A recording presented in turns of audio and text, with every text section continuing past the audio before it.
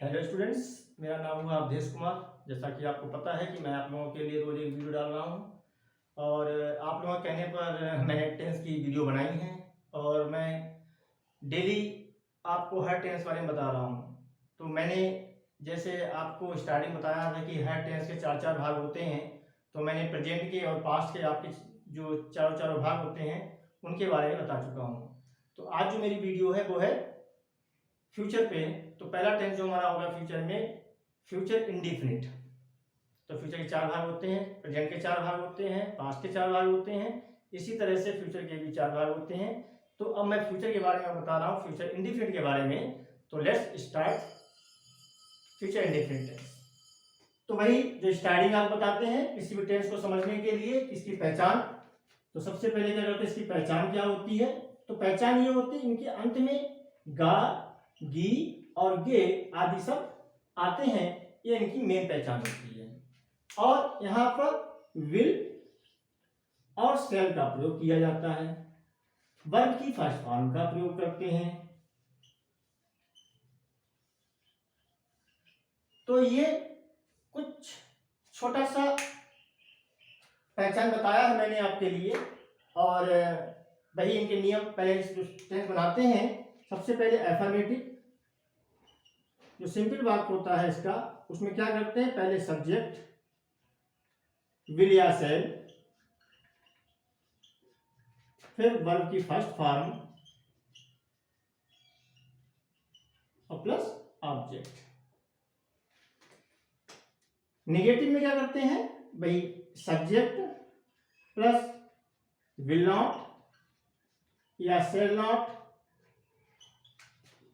Plus verb की first form और plus object.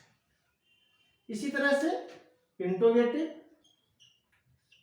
Subject, interrogative में क्या होता है, सबसे पहले विल या शैल, विल या शैल को पहले लगाते हैं, फिर आपका सब्जेक्ट होता है, फिर आपका वही वर्ब की फर्स्ट फॉर्म होती है और प्लस ऑब्जेक्ट। इंट्रोगेटिव नेगेटिव, इसमें क्या होता है, पहले विल या शैल प्लस सब्जेक्ट, फिर नॉट का प्रयोग करते हैं, फिर वर्ब की फर्स्ट फॉर्म और प्लस ऑब्जेक्ट का प्रयोग करते हैं। तो इस तरह से मैंने आपको फ्यूचर इंडिफिनिट के कुछ रूल्स हैं उनके बारे में बताया है। अब मैं आपको एक टेंस के माध्यम से किस तरह से इन वाक्यों को बनाते हैं फ्यूचर के, तो बता रहा हूं ये एग्जाम्पल के द्वारा।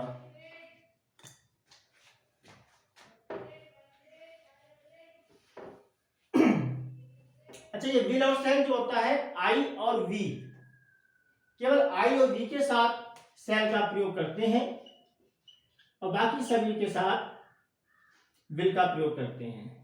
इस बात का भी आपको ध्यान रखना है। अब बात करते हैं एग्जाम्पल के द्वारा। जैसे मोहन खाना खाएगा, तो ये टेंस हमारा एफर्मेटिव का हो गया, सिंपल बात हो गया। तो मोहन, अब मोहन है हमारा सिंगुलर, तो इसमें आपको पता है कि आई और वी के साथ क्या लगता है, बाकी सभी के साथ विल लगता है, तो सीधे विल लगाइए। I will, Mohan will eat, यानी वर्ब की फर्स्ट फॉर्म द फूड। दूसरा बनता है मोहन खाना नहीं खाएगा। अब भैया बताया मैंने आपके लिए दूसरा नियम कि मोहन, इसके बाद विल नॉट या shall not, will not eat the food. उसके बाद इंट्रोगेटिव, क्या मोहन खाना खाएगा, तो वही विल या शैल को आगे लगाते हैं सब्जेक्ट से पहले, will Mohan eat the food. Next, क्या मोहन खाना नहीं खाएगा, ये हो गया तो इंटू नेगेटिव हो गया, तो will Mohan not eat the food. इस तरह से मैंने फ्यूचर इंडेफिनिट के टेंस को आपको एग्जाम्पल के माध्यम से भी आपको समझाया है। फिर वही जो लास्ट में मैं बताता हूँ आपको, हर वीडियो में बताता हूँ कि अगर वाक्यों के अंत में क्या, कब, क्यों, कैसे अगर ये बीच में आते हैं तो इनकी अंग्रेजी जो होती है सबसे पहले लगाते हैं। ठीक है, इस बात का हमेशा ध्यान रखना। जैसे मोहन खाना कब खाता, कब खाएगा, तो ध्यान रखिए, तो पहले when will Mohan eat the food. इस तरह से हम इन टेंसों को बनाते हैं। तो आज मैंने आपको फ्यूचर इंडेफिनिट के टेंस के बारे में बताया। तो मेरी वीडियो ये कैसी लगी आपके लिए? अगर अच्छी लगती है तो कमेंट कीजिए, लाइक कीजिए, शेयर कीजिए एंड सब्सक्राइब कीजिए। Thank you.